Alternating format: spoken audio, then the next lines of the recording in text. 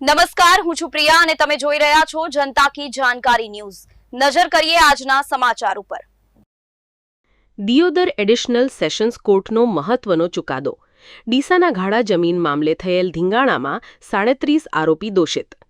23 વર્ષ અગાઉ જમીન મામલે બે જૂથો વચ્ચે મારામારી થતા બે વ્યક્તિના નીપજ્યા હતા મોત।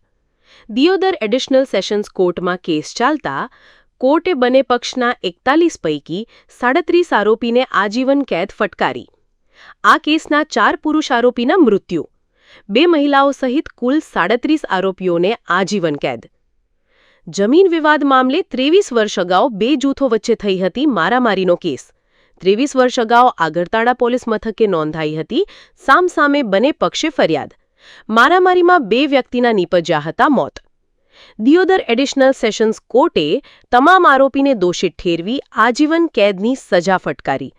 અહેવાલ રિપોર્ટ ભરત ઠક્કર, ડીસા, બનાસકાંઠા।